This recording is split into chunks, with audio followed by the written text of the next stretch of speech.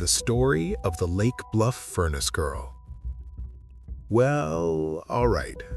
Let me settle in for this, because the moment I reread that date, October 30th, 1928, I got this weird chill down my spine.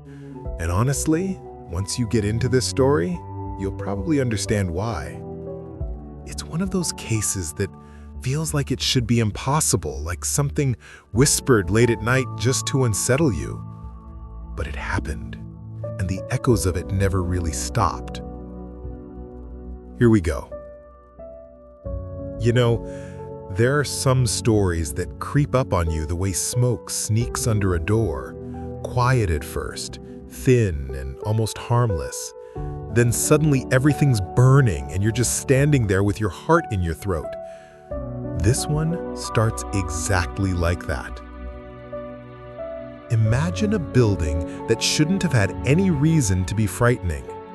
Lake Bluff City Hall. A tidy, almost prim little symbol of order in a small Midwestern town. People walked past it every day without thinking twice. Kids lingered around the front steps. Clerks shuffled papers behind polished wooden desks. The place breathed routine. But on the morning of October 30th, 1928, sometime between the first stirrings of sunrise and the ordinary hum of town life, something happened beneath that building, down in its furnace room, that would tear a hole straight through every assumption folks had about safety and truth and even what a human being can endure. And the first person to see it? Well, I can't imagine he ever forgot. Honestly, I doubt he slept right for the rest of his life. The man's name gets lost in the retellings, almost like the story swallowed him up too. But he was just an employee, doing what he'd done 100 times. He headed down the steps that led to the furnace room, probably thinking about work, maybe about breakfast, maybe nothing at all. Just another day. But the second he opened that door, the world changed. He didn't expect the smell. Most people don't talk about it, but survivors always mention it in other cases. Burnt flesh has this way of announcing itself before you fully understand what you're looking at. It's sweet and wrong and unforgettable. He must have hesitated, maybe even stepped back, but something, curiosity or duty or just awful momentum, pushed him farther inside. And that's when he saw her. A woman, naked, collapsed on the cold floor, burned so badly that some places on her body were just bone. And somehow she was still alive. Even now that part gets me. I keep thinking about how much pain she had to be in, how every second must have felt like her body was turning against her. But she was breathing, barely, with these small, raspy sounds that almost didn't sound human.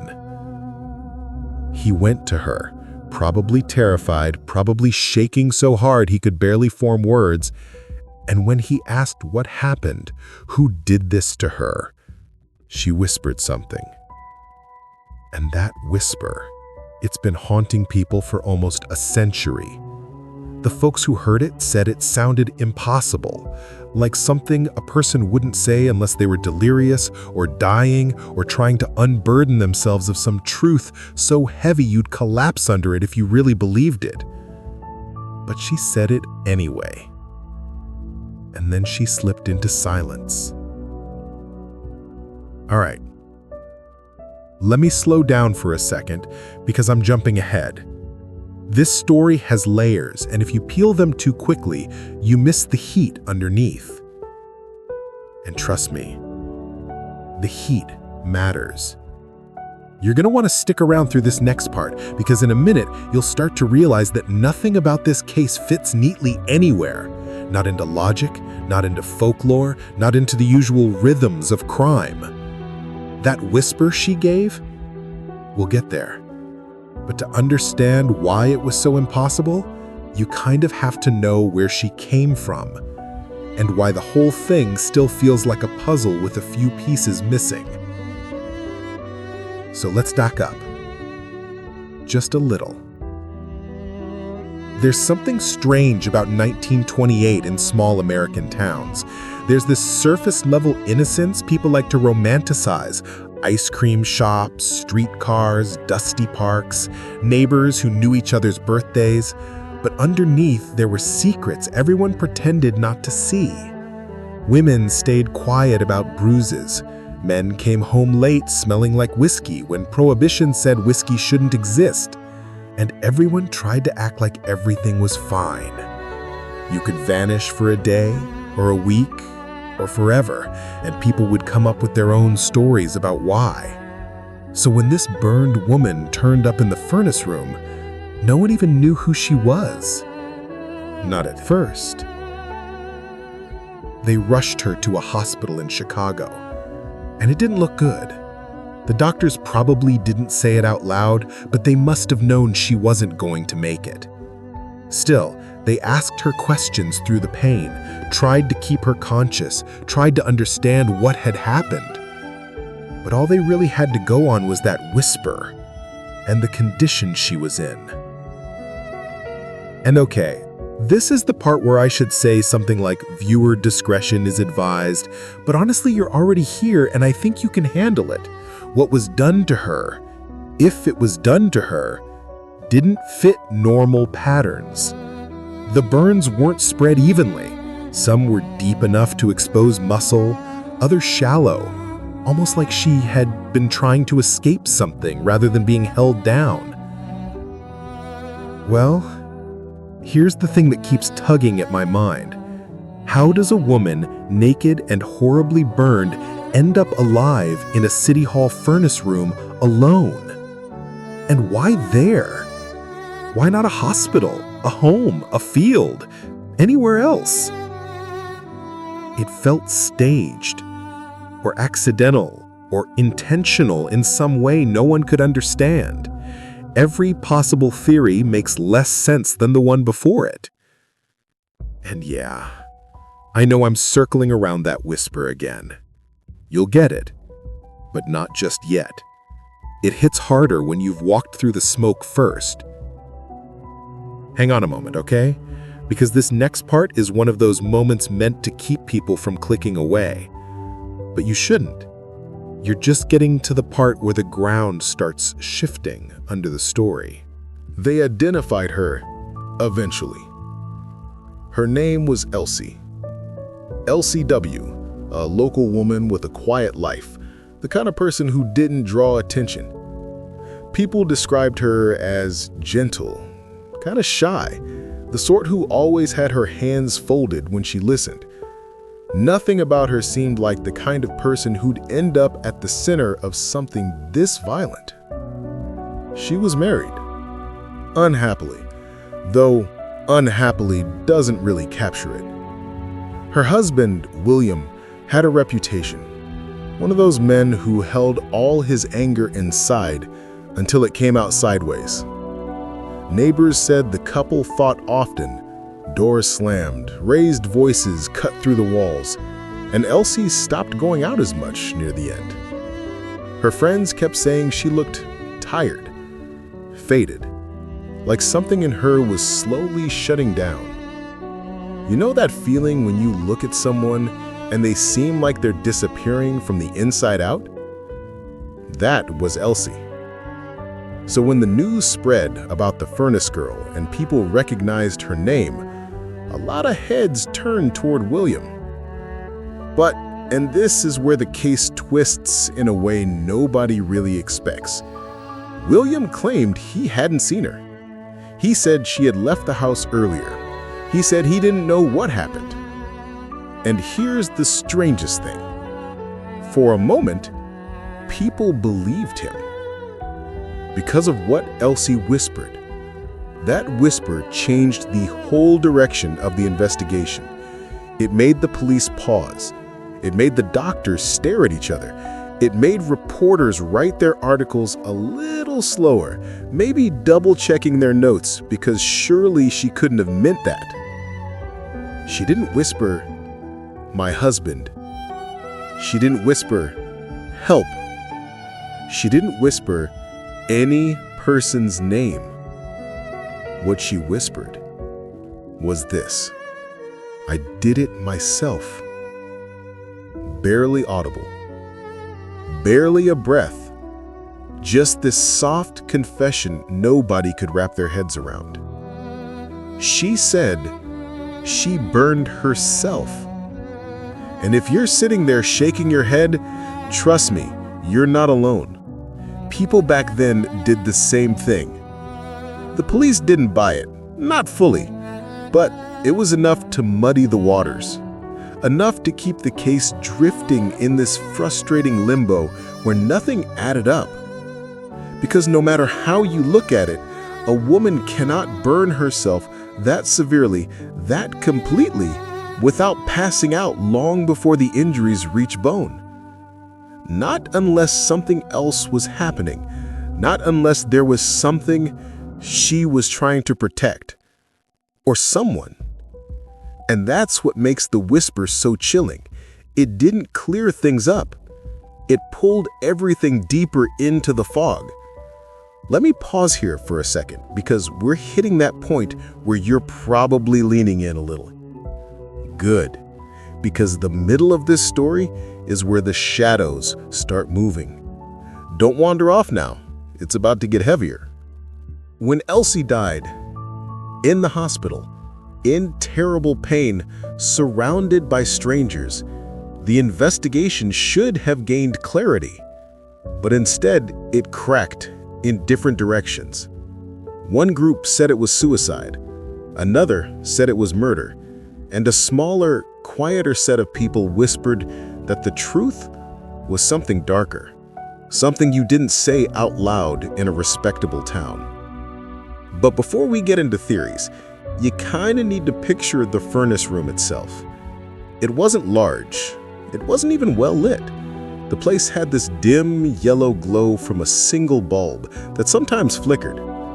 Dusts everywhere.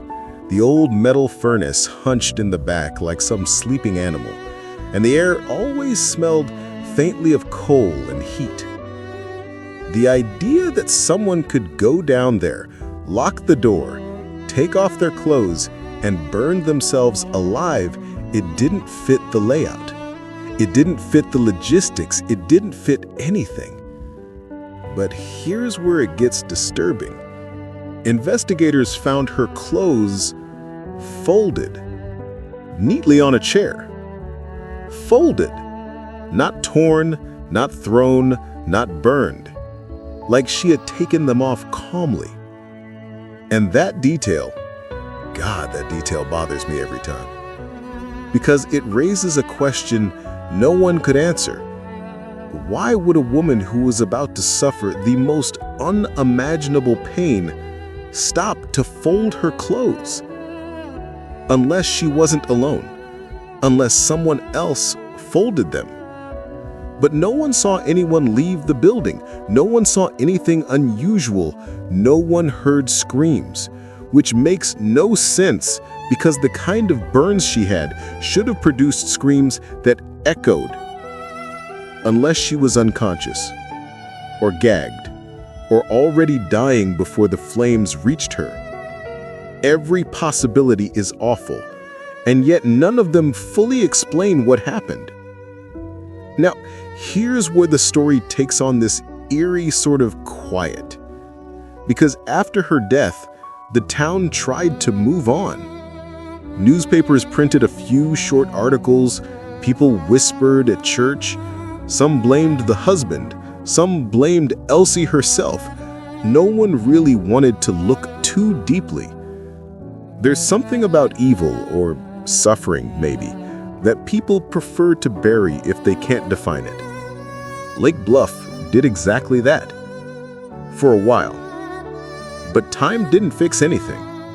Because stories like this, they rot if you hide them, and they eventually find their way back to the surface. And they did. Years later, investigators revisited the case. Historians dug into files. Writers tried to make sense of it, But each time someone cracked open the details, the whole thing drifted farther from an explanation. They discovered inconsistencies, missing reports, witness statements that didn't line up. And then there was one more bizarre detail tucked away in the paperwork. There were burns on her body that did not match the furnace. Different heat patterns, different shapes, almost like she'd been burned in two different places, or by two different sources. But the police never released that part publicly, and honestly, I can't even blame them. It turns the case from confusing to downright nightmarish. Let me just say this. If you're feeling unsettled, you should be. You're supposed to be. We're getting close to the part where the theories start circling around each other like vultures. Give me a second to breathe. You too. All right. In every crime story, and God knows this one barely behaves like a normal crime, you eventually hit the moment where everything points in one direction, or at least pretends to. In Lake Bluff, that direction was William, the husband. People came forward quietly. A neighbor said he'd seen William burning trash late at night, not long before Elsie disappeared. Another swore they heard shouting a couple days prior. A friend of hers mentioned bruises she tried to hide. Small things that painted a picture of a woman trapped in a life she didn't choose. And if you put all that together, things lean toward a violent confrontation. Maybe a fight that got out of hand. Maybe a cover-up. But then you hit the wall again. The clothes, folded neatly. The location, City Hall, not home. The lack of witnesses. The whisper, "I did it myself." Most abuse victims don't protect their abuser like that. Not on their deathbed. Not through that kind of agony. Unless she thought telling the truth would make something worse. Unless she feared someone else far more. Unless there was something happening in that marriage no one ever suspected. But these are guesses. Honestly, that's all anyone has. And yeah, I'm still dancing around something because I need to tell you the strangest part carefully. Listen closely for a second. When investigators interviewed William, he wasn't nervous, he wasn't sad, he wasn't angry. He was blank. Detached, like Elsie had disappeared weeks before, not hours. And when they asked if he believed she hurt herself, he said yes. Immediately. Almost too quickly. Almost like he needed them to believe it. But again, just like everything in this story, there was no solid proof. Just vibes and shadows and contradictions. Around this point in the documentary, if we were on YouTube, I'd probably say something to keep you from drifting. Something like, don't go anywhere because what comes next is even stranger. But honestly, you're here already, and I think you want the deeper answer, or as close as we can get to one. Let's talk about the impossible theory, the one people still whisper about even though it sounds ridiculous at first. Are you ready? Because this is where the story starts feeling less like history and more like something you only tell after midnight. Some people believed Elsie wasn't alone in that furnace room, but that the thing with her wasn't human. And I know, trust me, I know how that sounds, like someone watched too many horror movies decades before horror movies even existed. But this theory came from real investigators back then who couldn't explain the burns, couldn't explain the lack of struggle, couldn't explain the whisper, couldn't explain why the heat patterns didn't match the furnace. They talked about a presence, or something unnatural, but they never wrote it plainly. They were too cautious, too afraid of being mocked. Still, rumors spread. And the idea that Elsie was running from something she couldn't name, started taking shape. Something she thought she could escape by hurting herself before it could. But I don't think she ran. I think she begged for mercy, for it to stop, for someone to believe her before it was too late. And no one did. Not until they found her.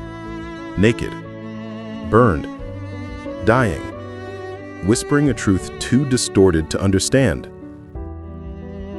All right, let's not get carried away. For 10 long years, the name Daniel was a ghost, a hushed tragedy that hung heavy over 2 neighboring states. Then, against all odds, a survivor walked out of the silence. The nightmare began near Clearwater Ridge. Daniel vanished, leaving behind only a locked, abandoned pickup truck and a scatter of footprints that promised a path and then cruelly dissolved into the brush. For a decade, search teams followed every lead, every desperate whisper of hope, but the mountain held its secret tight. The spell broke when 2 startled hikers stumbled upon a figure near a remote cave entrance. He was skeletal, wrapped in silence, like a man carved from shadow. When he finally spoke, his voice was a raw, unused rasp, delivering a cryptic, haunting message that broke the case wide open. Cross Daniel Hawthorne Road. At the hospital, doctors found an inventory of horror etched onto his body. Old, poorly healed fractures, layers of scars, and the indelible marks of restraints. The survivor began to share fragments of his prison, a perpetually cold, damp concrete room, the terrifying familiar clank of a steel door, and the sound of another captive's voice echoing through the wall only during the roar of a storm, until one night, that voice simply stopped answering. Following the cryptic clue, detectives located a desolate, abandoned property. Inside, they found evidence that made their blood run cold. Rope fibers, disturbing notebooks filled with coded ramblings, and the tragic confirmation of a second missing person, a woman named Lena. A hidden subterranean chamber confirmed Daniel's decade-long description of captivity. The trail of malice led directly to a disturbed man named Graham Wilder, aided by his accomplice Marjorie Hale. A relentless cross-state pursuit connected the suspects to multiple isolated sites,